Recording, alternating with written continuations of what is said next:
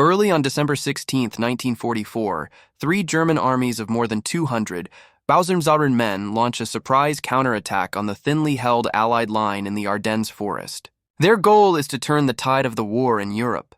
The Battle of the Bulge sees a month of some of the bitterest fighting of the war before the Allies stop the Germans. But could the outcome have been different? In the second half of 1944, Nazi Germany's overall strategic and military situation has seriously worsened after the Allied landings in Normandy and the Soviet summer offensive. The liberation of so many occupied territories also means German war industry has lost valuable resources. Reich Minister for Armament and Ammunition Albert Speer calculates in September 1944 that Germany only has enough resources for one more year of war. In the face of this catastrophic situation, a group of officers try to assassinate Adolf Hitler on July 20th, 1944, but he narrowly escapes.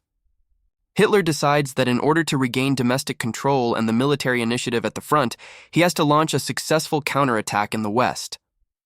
The new German Volksgrenadier divisions often number barely 10,000 men on paper, and in practice far fewer once replacements, leave, and supply problems are accounted for. Many of the recruits are teenagers or men in their 40s, hastily trained and poorly equipped compared to earlier formations.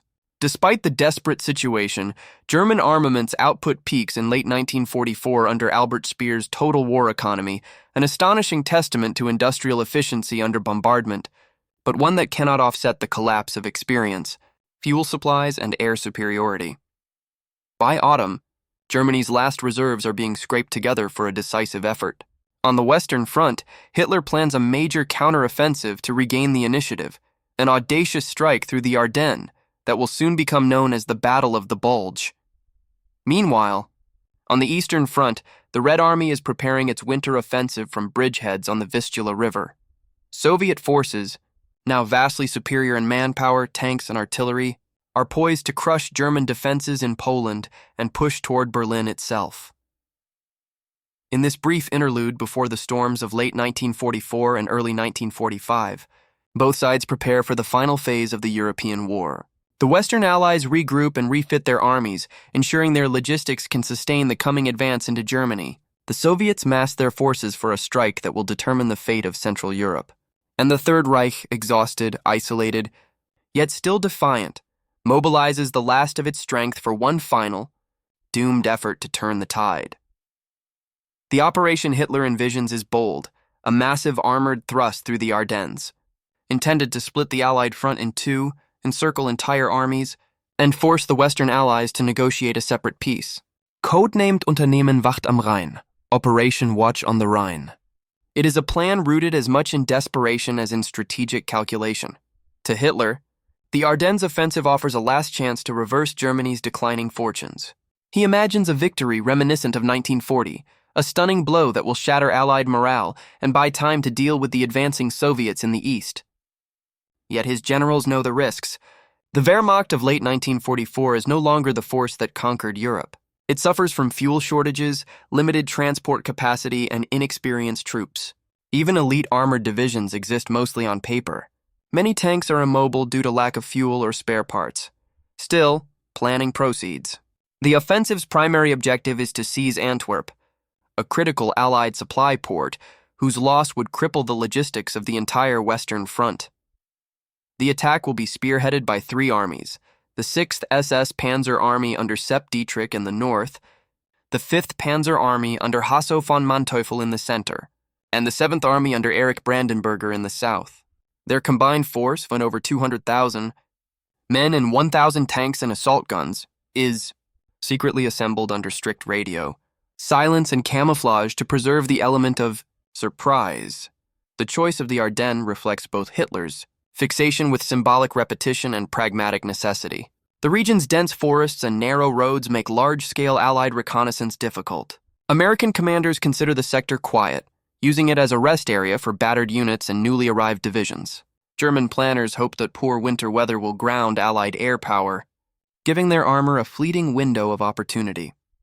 As autumn turns to winter, the stage is set for Germany's final great gamble in the West, a strike intended not merely to halt the Allies, but to alter the course of the entire war. Within weeks, the world will know it by another name, the Battle of the Bulge. The entire plan hinges on bad weather, conditions that will ground the overwhelming Allied air forces, whose dominance in the skies has shattered every major German operation since 1943. Without cloud cover and fog, the Luftwaffe would be powerless to protect the advancing columns from devastating air attacks. Thus, the Germans pray for snow and low visibility to cloak their movements. Hitler believes that general weather will fight on his side once more, as it had during earlier campaigns in Europe and Russia. Yet the optimism of the plan contrasts sharply with the realities on the ground. Many units are composed of raw recruits, convalescents, and hastily retrained sailors or airmen, led by officers whose faith in victory is fading. The logistics are even more fragile. Fuel stocks are critically low, and supply lines depend on capturing Allied fuel dumps almost immediately after the offensive begins. A single failure in timing or coordination could bring entire panzer divisions to a halt, helpless, exposed targets for Allied counterattack. Despite these concerns, Hitler refuses to scale back his ambitions. He dismisses the more conservative proposals from his generals, who suggest limited offensives aimed at encircling smaller Allied forces or disrupting supply lines. Instead, he insists on a decisive blow, a repeat of 1940's triumph that would split the Anglo-American alliance and shock the world. The Führer envisions a shattered Allied front, political turmoil in London and Washington, and perhaps, through diplomacy or exhaustion, a negotiated peace in the West. Preparations continue under intense secrecy. Troop movements take place mostly at night. Radio silence is enforced. Dummy signals and deceptive communications suggest defensive operations elsewhere. Even the soldiers themselves are told little about the true objective until the eve of the assault. By mid-December 1944, over 25 divisions, including 11 Panzer and Panzer Grenadier divisions, are massed in the dense Ardennes forests opposite thinly held American lines. The men are cold, underfed, and weary, but morale is buoyed by the promise of a final offensive that might change the course of the war. At 05:30 a.m. on December 16, 1944, under the cover of darkness and fog, the guns open fire. Over 1,600 artillery pieces unleash a thunderous bombardment across the American front. Within minutes, German tanks begin to roll forward, spearheading what will become the largest and bloodiest battle fought by the U.S. Army in World War II, the Battle of the Bulge. The German buildup looks formidable on paper, but behind the impressive numbers lies a stark reality. This is a desperate gamble, not a well-balanced offensive. Many of the divisions designated for the attack are hollow shells of their former strength. Equipment shortages are widespread, and the fuel situation is critical. So much so that armored units are ordered to capture Allied fuel depots within the first 48 hours or face immobilization. Still, the mood in the German high command is one of grim determination. Hitler insists that the operation, codenamed Wacht am Rhein, Watch on the Rhine, will catch the Allies off guard. The name itself is chosen for deception, suggesting a defensive operation rather than a massive offensive thrust. Secrecy is absolute. Entire corps are shifted into position under cover of night, their movements masked by strict radio silence and deception measures. In the dense Ardennes forest, German troops and vehicles are packed along narrow, icy roads. Convoys stretch for kilometers, their engines idling in the freezing cold. Soldiers shiver in their foxholes, waiting for the order to attack. Supplies are short, ammunition, food, and especially fuel, but morale is cautiously optimistic. Many believe this will be Germany's last great chance to turn the war around. The plan divides responsibility among three major formations: 6th, SS Panzer Army, Sepp Dietrich, the main strike force in the north, including elite units such as the 1st SS Panzer Division Leibstandarte Adolf Hitler and the 12th SS Panzer Division Hitlerjugend. Their task is to punch through the American lines, cross the Meuse River, and seize Antwerp, cutting off the entire northern Allied front. 5th Panzer Army, Hasso von Manteuffel. Positioned in the center, Manteuffel's forces, including the 2nd Panzer and Panzer Lehr divisions, are to drive toward Brussels, linking up with Dietrich's advance to the north. Manteuffel is one of Germany's most capable panzer commanders, but even he doubts the feasibility of the timetable. 10th Army, Erich Brandenberger. The southern flank, composed mainly of infantry divisions with minimal armor and motor transport, Their job is to shield the southern side of the offensive from an expected counterattack by Patton's U.S. Third Army advancing from the south. The imbalance between these armies is striking. While the 6th SS and 5th Panzer armies are equipped for rapid, mechanized warfare, the 7th Army is a static formation, unable to keep pace with the spearheads. This exposes the entire southern flank to potential disaster if the Allies counterattack effectively. Even before the attack begins, many German officers are uneasy. They know the plan's success depends on too many variables: fuel, weather, timing, and an unlikely level of Allied confusion. Yet dissent is impossible. Hitler's orders are absolute. At 5:30 a.m. on December 16, 1944, the quiet of the Ardennes is shattered by a massive artillery barrage. Over 1,600 guns thunder in unison across a 130-kilometer front. Under the cover of snow and fog, German infantry surge forward, followed by panzers grinding through the mist. The Battle of the Bulge has begun, the last, desperate offensive of the German Reich. By mid-December 1944, the Ardennes sector appeared quiet, so quiet that many American officers considered it a rest area. The front line wound through thick forests, snow-covered hills, and small Belgian villages with few major roads and poor visibility. Patrols were routine, artillery fire was rare, and soldiers on both sides spent more time fighting the cold than the enemy. To most of the Allied command, this seemed the least likely place for a major German attack. Behind that deceptive calm, however, 3 German armies were massing in secrecy. Using darkness and the cover of bad weather, the Wehrmacht moved over 200,000 men, 1,000 tanks, and 1,600 artillery pieces into position. Strict radio silence was enforced, bridges were reinforced for tank traffic, and fuel and ammunition were stockpiled just behind the front. Local civilians noticed increased activity in the forests, but their warnings were largely ignored. On the American side, the picture was very different. The U.S. First Army's V Corps, under Lieutenant General Leonard Jarrow, held the northern part of the line. The U.S. Third Army's 8th Corps, commanded by Major General Troy Middleton, covered the south. These formations were thinly spread across an 80-mile front, a sector far too large for the forces available. Many units were under strength, newly arrived, or resting after previous operations. Among these were several cavalry groups, light reconnaissance formations optimized for pursuit and mobile warfare, not prolonged defense in rugged terrain. They lacked heavy artillery and anti-tank weapons, making them poorly suited for the forested, hilly landscape of the Ardennes. Compounding the problem, Bradley's headquarters had shifted priorities. Reinforcements and supplies were directed to the planned Ruhr River and Saar offensives, leaving the Ardennes undermanned and undersupplied. As a result, the front line consisted largely of inexperienced divisions, many of them newly arrived in Europe. The 106th Infantry Division, for example, had just taken over its sector from veterans of the 2nd Infantry Division days before the attack. For most of these young soldiers, this was their first time under fire, and they would soon face one of the largest German assaults of the war. Everything depended on the weather. Allied air reconnaissance could easily have spotted the German buildup, but persistent cloud cover and winter storms grounded most aircraft. When meteorologists predicted a stretch of fog, snow, and low ceilings for mid-December, the Germans knew the moment had come. At 5:30 a.m. on December 16, 1944, the silence of the Ardennes was shattered. More than 1,600 German guns and rocket launchers opened fire across a 130-kilometer front, pounding American positions from Monschau in the north to Echternach in the south. Shells ripped through trees, sending splinters and snow in all directions.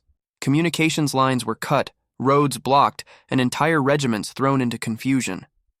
Moments later, German infantry surged forward, followed by panzer spearheads pushing through the morning fog.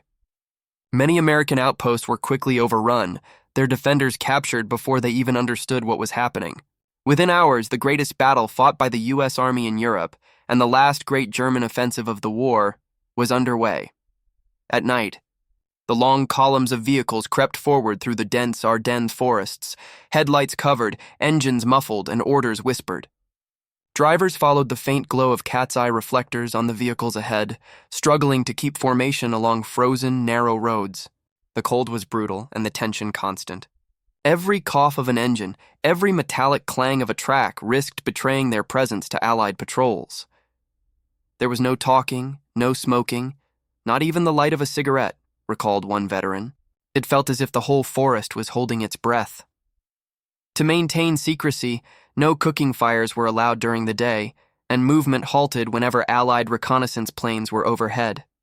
At night, German aircraft flew low over the assembly areas, not for attack, but to mask the sounds of engines and machinery moving below. These precautions were effective, but they came at a cost. The obsession with concealment severely disrupted logistics. Supplies were unloaded far from the front, often in remote forest clearings or fields. Trucks had to shuttle back and forth over icy, rutted roads, wasting fuel and time. Fuel shortages were already acute, and vehicles frequently broke down or ran dry before reaching their destinations. When the offensive began, the Wehrmacht's supply situation was precarious at best. Only about 15,000 tons of artillery ammunition had been stockpiled for the entire operation, barely enough for 10 days of heavy fighting, though planners had hoped for weeks of sustained combat. Fuel stocks were similarly inadequate, and the entire plan depended on. The long weeks of waiting in the cold and dark had come to an end. Orders were finally in hand. The attack would begin at dawn. For many of the young soldiers, the moment brought a strange mixture of relief and dread. After so much tense anticipation, movement felt better than the endless stillness of waiting. Friedrich Schmeschke, just 17 and recently transferred from naval service, recalled the transformation vividly. The peaceful silence of the bunker was now replaced by restless muttering. There were even comrades who broke out in wild euphoria. Some men laughed, others prayed, and a few sat quietly polishing their rifles in the flickering candlelight. Officers moved from position to position, issuing last-minute instructions. Outside, the forest was alive with the faint sounds of engines starting and artillery being moved into place. At 05:30 on December 16, 1944, the stillness shattered. Over 1,600 German guns opened fire almost simultaneously along a 130-kilometer front. The bombardment stunned the American positions. Communication lines were cut, and frontline units were engulfed in smoke, fire, and confusion. Private diaries and after-action reports describe the opening barrage as a thunderclap out of a clear sky. Trees were shredded by shell fire, and snow turned black with mud and debris. German infantry began advancing through the morning mist under the cover of this barrage, moving quickly to exploit the surprise. For the Americans, many of them green or resting units, the assault came as a total shock. Most had been told they were in a quiet sector. Within hours, the Ardennes was transformed from a place of calm into the site of the last great German offensive of the war, the Battle of the Bulge-capped tanks. Trucks and horse-drawn wagons became hopelessly entangled in the narrow, icy lanes of the Ardennes. Vehicles skidded, engines stalled, and tempers flared as officers shouted orders that could barely be heard over the constant thunder of artillery. The element of surprise, so crucial to the success of the offensive, was being squandered minute by minute in the chaos of the woods. Infantrymen struggled forward through the snow, burdened with heavy weapons and supplies. Many units lost contact with neighboring formations, their radio sets damaged or useless in the dense terrain. Some companies advanced without tank support, others with no artillery cover, as the German command structure faltered under the strain of its own ambition. On the American side, confusion reigned as well. Many frontline units were still unsure whether the bombardment marked a localized attack or a full-scale offensive. Communications were down. They assume it's a localized counterattack meant to disrupt the Allied advance rather than a full-scale strategic offensive. Reports from the front are fragmentary and contradictory. Communications lines are cut, and many units have been overrun or forced to retreat before they can report their situation. Some staff officers at Chaff headquarters even believe the Germans are trying to divert attention from a supposed main attack elsewhere. General Eisenhower's initial reaction is cautious. He orders limited reinforcements but does not yet grasp the scale of the threat. Field commanders like Omar Bradley and Courtney Hodges share this belief. After all, the Ardennes sector had been considered a quiet front. No one expects the Germans, presumed to be on the defensive, to launch a massive armored offensive through terrain so poorly suited for tanks. But as night falls on December 16th, the scale of the crisis begins to emerge. Reports from the front become increasingly alarming. Entire regiments are being pushed back, command posts are lost, and German tanks are appearing deep behind American lines. By dawn of December 17th, it becomes clear that this is no diversion. It is a major German counteroffensive, and the Battle of the Bulge has truly begun. Despite the failures of these special operations, the main German advance still achieves major territorial gains during the first 48 hours. In the center, von Manteuffel's 5th Panzer Army surges forward through the thinly held American lines, capturing several villages and pushing U.S. forces into chaotic retreat. American units are cut off and isolated, with entire battalions surrounded or destroyed. Confusion spreads rapidly through the Allied command structure. Communications break down, maps become outdated within hours, and no one can clearly see the full picture of what's happening. In the north, however, Sepp Dietrich's 6th SS Panzer Army continues to make little progress. The dense forests, narrow roads, and determined American defense around Elsenborn Ridge cause massive traffic jams. Fuel shortages and poor coordination between units compound the delays. Meanwhile, in the south, Brandenburger's 7th Army makes slow but steady progress into Luxembourg, though its lack of armor and motorization prevents any rapid advance. By the evening of December 17th, the front line begins to bulge westward, giving the battle its future name, the Battle of the Bulge. Yet even as the Wehrmacht gains ground, key objectives like the Meuse River crossings remain far beyond reach. The initial success hides the deeper problems already undermining the offensive: poor logistics, fierce American resistance, and a timeline that is beginning to slip dangerously behind schedule. But for most civilians in the Ardennes, the German return brings only fear and suffering. Villagers remember the brutal reprisals of previous years and dread being caught between the advancing Wehrmacht and retreating Allied troops. Many flee their homes or hide in cellars as artillery fire and air raids devastate the countryside. Those who remain are often forced to give food and shelter to German soldiers. Sometimes at gunpoint, the Malmedy massacre quickly becomes known among U.S. troops, sparking outrage and hardening American resolve. Word spreads rapidly through the front lines that the Germans are executing prisoners, and from that point on, many U.S. units begin taking fewer captives. For Allied soldiers, the offensive is no longer just a surprise attack. It is seen as an act of desperation and barbarity. Meanwhile, the German advance begins to lose its initial momentum. Fuel shortages, blown bridges, and constant American resistance slow progress. Kampfgruppe Piper, after days of fierce fighting and running battles, eventually runs out of fuel near La Glaise. Surrounded by U.S. forces, Piper abandons his tanks and heavy equipment and leads his men on foot back through the woods to German lines. By December 20th, the dream of a lightning strike to the Meuse is already slipping away. The surprise that had initially favored the Germans is gone, and the Allies are beginning to regroup. The Wehrmacht's last gamble is starting to falter under the weight of its own ambition. Even so, Hitler continues to believe victory is within reach. He insists that his armies must push forward toward the Meuse and capture key river crossings, despite growing evidence that the offensive has stalled. Meanwhile, Allied air forces, grounded for the first week by heavy clouds and snow, finally return to the skies as the weather clears on December 23rd. The result is devastating for the Germans. Allied fighter bombers sweep across the battlefield, destroying columns of vehicles, fuel convoys, and retreating troops. What had once been an organized advance rapidly turns into chaos. On the ground, American units fight stubbornly to contain the German bulge. The besieged town of Bastogne becomes the focal point of the struggle. Encircled by German forces, the 101st Airborne Division, supported by elements of the 10th Armored Division, holds its ground despite shortages of food, ammunition, and medical supplies.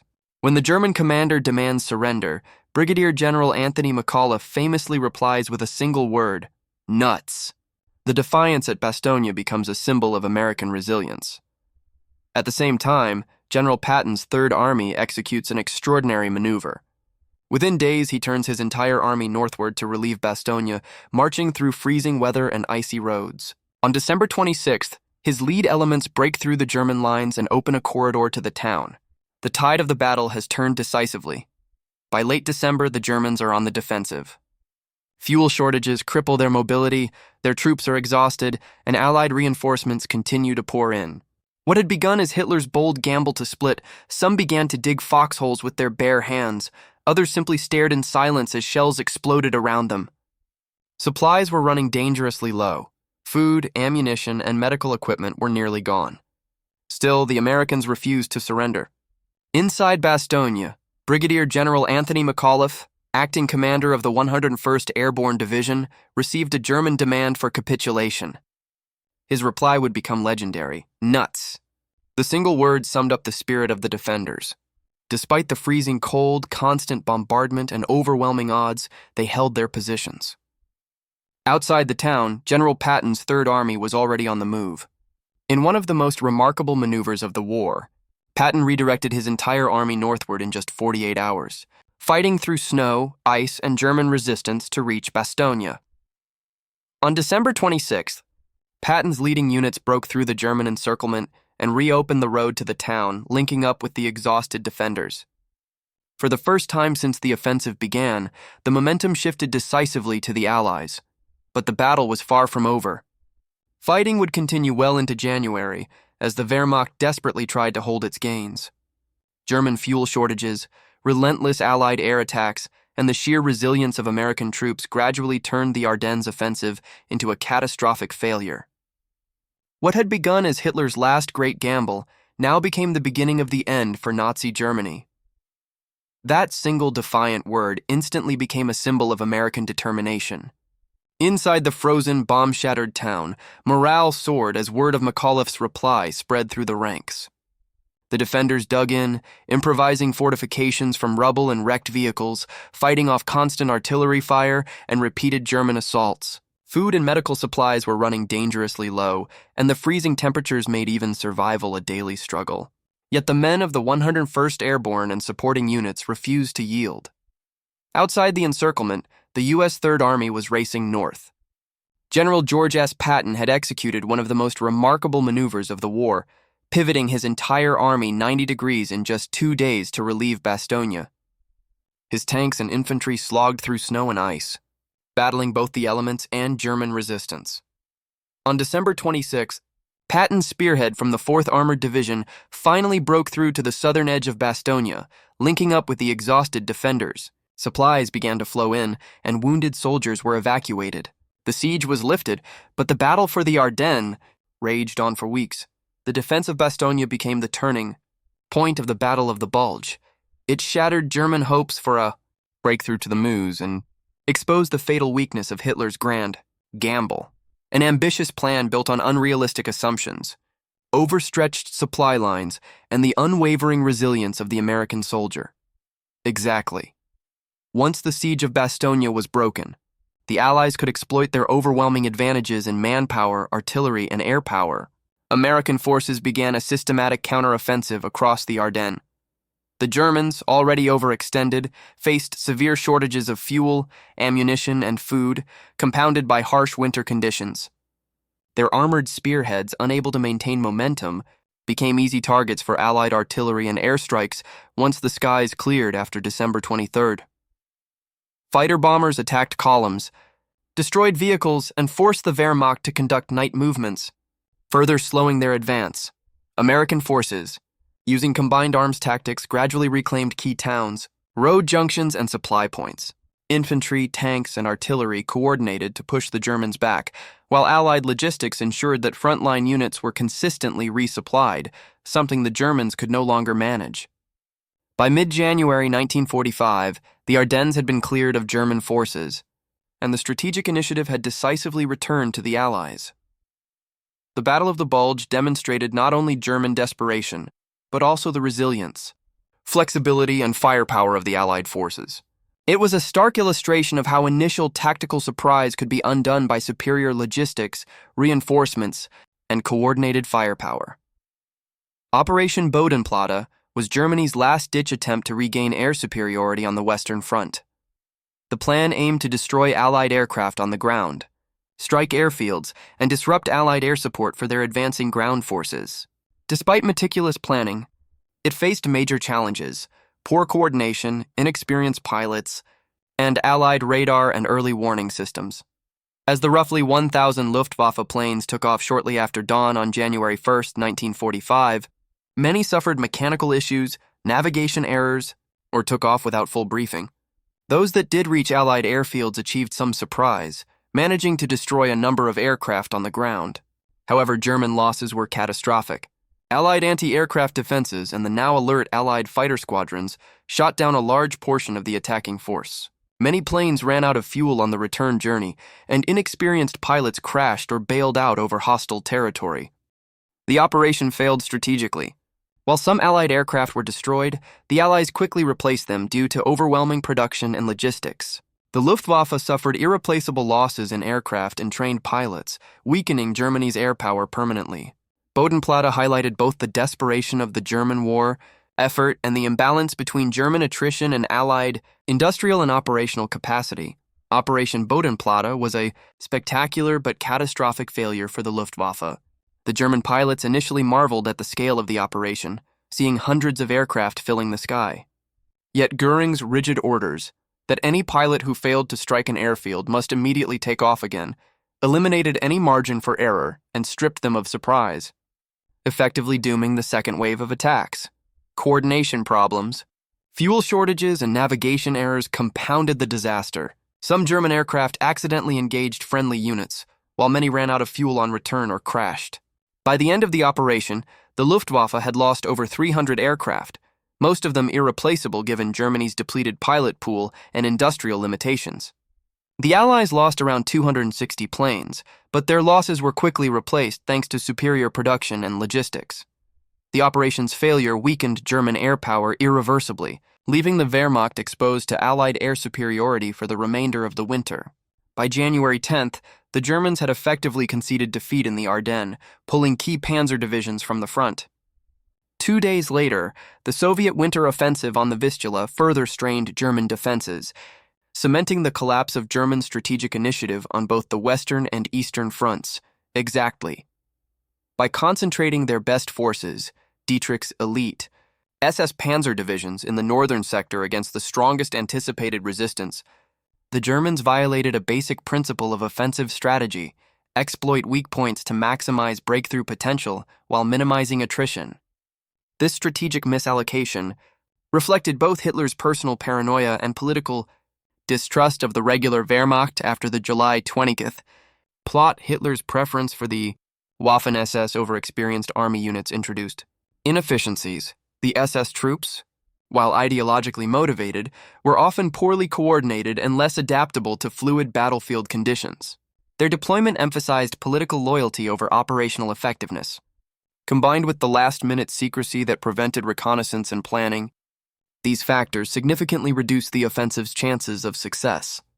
In short, operational decisions were driven more by political and ideological considerations than by sound military logic, compounding the logistical and tactical problems already present in the Ardennes offensive. This was a key factor in why the German high command failed to achieve the strategic objectives despite initial local successes. Exactly.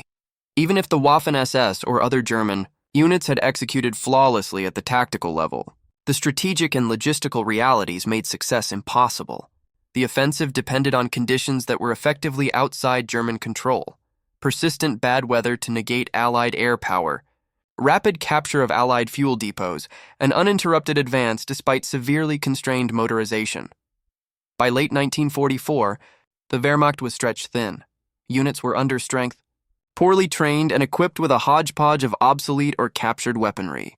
Logistics were critical, and the Germans lacked the trucks, fuel, and ammunition to sustain a prolonged offensive. Once the skies cleared, Allied air superiority compounded these problems. German supply lines were relentlessly attacked. Troop movements were disrupted, and artillery and armor could be engaged at will from the air.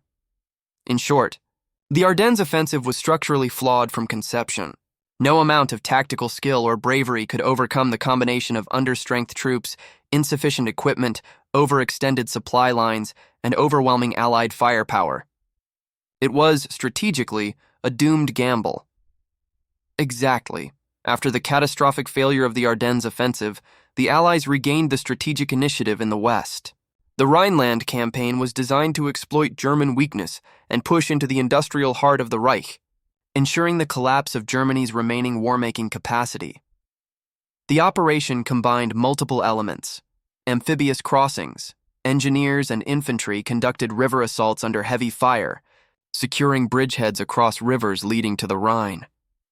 These crossings required precise coordination to minimize casualties and maintain momentum. Airborne operations. The largest single-day airborne assault of the war was launched to seize key bridges and strategic points ahead of the ground advance. Paratroopers and glider-borne troops landed behind enemy lines to disrupt communications, cut reinforcements, and secure crossings for advancing armor and infantry.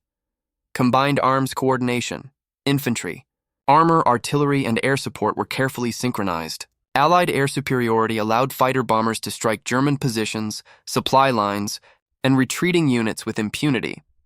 The Rhineland campaign demonstrated the Allies' ability to integrate logistics, air power, and combined arms operations, leaving Germany increasingly vulnerable. The failure of the Ardennes offensive had exhausted Germany's reserves, and the Rhineland assault struck at a point from which Germany could no longer recover. By March 1945, the Rhine was crossed, opening the direct path into the Ruhr and the heartland of German industry.